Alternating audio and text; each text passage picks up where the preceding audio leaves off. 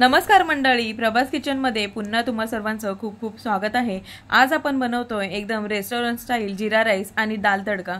अगदी कमी साहित्यात ही रेसिपी तुमच्यासोबत शेअर करते। त्याआधी चॅनलवर जर नवीन असाल तर सबस्क्राइब करून बाजूचे बेल आयकॉन प्रेस करा, म्हणजे येणारे रेसिपींचे अपडेट तुमच्यापर्यंत थेट पोहोचतील।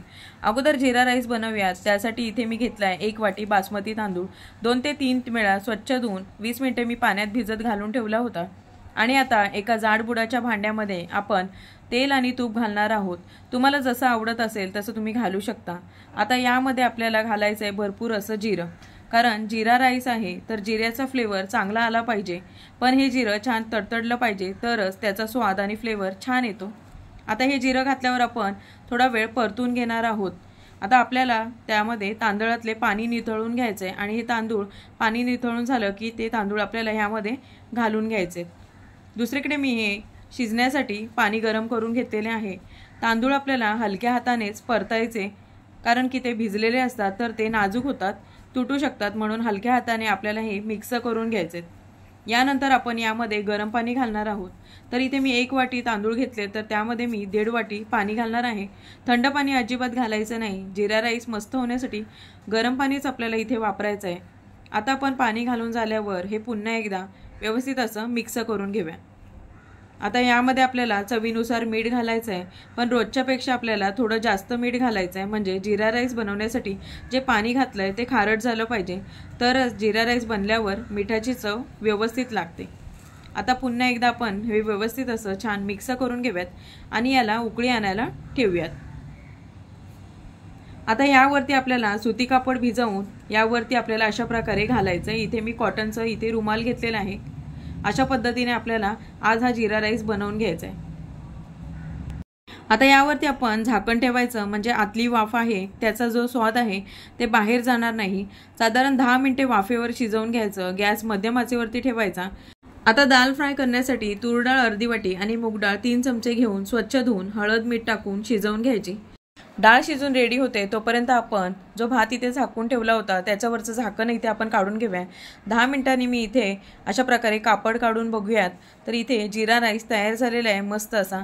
आता हा जीरा राईस तयार झाल्यावर यावरती आपल्याला कोथिंबीर टाकायची आहे। तर रेस्टॉरंट स्टाईल जीरा राईस छान असा घरच्या घरीच तयार झालेला आहे। पुन्हा 4 ते 5 मिनिटं आपण झाकण ठेवून वाफ द्यायची आणि गॅस बंद करायचा।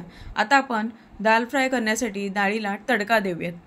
कढईमध्ये मस्त तुपाची फोडणी करतोय, तर यामध्ये कढईमध्ये तूप वितळून घ्यायचं। त्यामध्ये हिंग, मोहरी, जिरं घालायचं। त्याचबरोबर आपल्याला यामध्ये लगेचच बारीक चिरलेला कांदा घालायचा आहे। बारीक चिरलेला कांदा घातल्यावर आपण यामध्ये लसूण घालायचा आहे बारीक चिरून। तुम्ही जर ठेचलेला घातला तरी सुद्धा चालेल।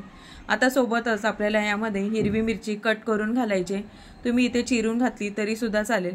सोबत आपल्याला थोडीशी कढीपत्त्याची पाने घालायची आणि हे सर्व आपल्याला थोडा वेळ परतून घ्यायचं आहे। लक्षात ठेवा, कांद्याचा रंग बदलता कामा नये। कांदा हलकासाच आपल्याला इथे परतून घ्यायचा आहे। फक्त कांदा थोडासा मऊसूत झाला की यामध्ये लगेचच आपल्याला टोमॅटो घालायचा आहे। जसे की नेहमी टोमॅटो मऊ होण्यासाठी आपण मीठ घालतो, तसं यावरती आपल्याला थोडंसं मीठ घालायचं आहे आणि छान असं एकजीव करून घ्यायचं आहे। आता आपल्याला यामध्ये घालायची आहे थोडी हळद, म्हणजे छान असं डाळीला छान रंग येतो। आता पुन्हा एकदा आपण व्यवस्थित छान असं परतून घेणार आहोत। टोमॅटो आणि कांदा व्यवस्थित असा मऊसूत झाला, यामध्ये सांगितल्याप्रमाणे आपल्याला इथे पाव चमचा हळद टाकून घ्यायची। पुन्हा हे सर्व आपण छान परतून घेणार आहोत। इथे या ठिकाणी गॅस मी मध्यम आचेवरती ठेवलेला आहे। आता आपण यामध्ये घालणार आहोत शिजवून घोटून घेतलेली डाळ। आता ही डाळ घालून झाल्यावर आपल्याला यामध्ये गरजेनुसार गरम पाणी घालायचं आहे, तरच या डाळीचा स्वाद छान येतो। आता यामध्ये मला हवं तसंच मी यामध्ये पाणी घातलेलं आहे। तुम्हाला किती घट्ट आणि किती पातळ हवं आहे तसंच तुम्ही यामध्ये पाण्याचं प्रमाण कमी जास्त करायचं आहे। आता ह्या डाळीला आपल्याला मस्त अशी उकळी येण्यासाठी बाजूला ठेवून द्यायचं आहे। यावरती उकळी आली की यामध्ये आपल्याला कोथिंबीर सुद्धा घालायची।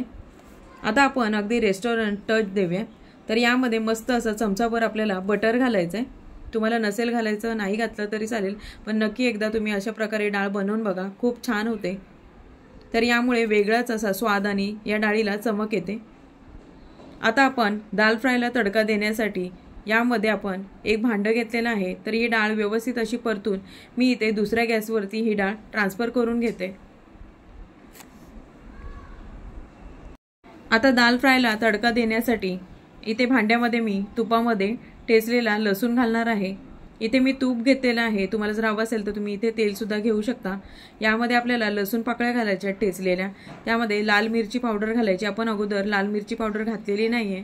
कढीपत्ता घालायचा, कसुरी मेथी सुद्धा घालायची आणि मिरची पावडर आपल्याला इथे चांगली फ्राय करून घ्यायची आणि हा तडका आपल्याला व्यवस्थित असा पसरण्यासाठी यामध्ये अगदीच आपल्याला चिमूटभर मीठ घालायचं आहे। आता हा तडका आपल्याला डाळीवरती घालायचा आहे।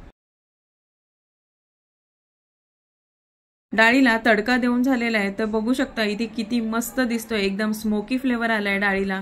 तर झटपट होणारी रेसिपी आहे, अगदी हॉटेल स्टाईल तुम्हाला मी रेसिपी शेअर करून दाखवलेली आहे। तुम्हाला कशी वाटली हे मला कमेंटद्वारे नक्कीच कळवा। तर जिरा राईस आणि डाळ फ्रायचा मस्त आस्वाद घ्या भाजलेल्या पापडांबरोबर। आजची रेसिपी तुम्हाला कशी वाटली कमेंटद्वारे मला नक्कीच कळवा आणि ही रेसिपी तुम्ही कोणत्या वेगळ्या पद्धतीने बनवताय तर तेही मला नक्की सांगा। व्हिडिओला लाईक करा, शेअर करा। पुन्हा अशा छानशा रेसिपी सोबत आपण भेटूया, तोपर्यंत धन्यवाद।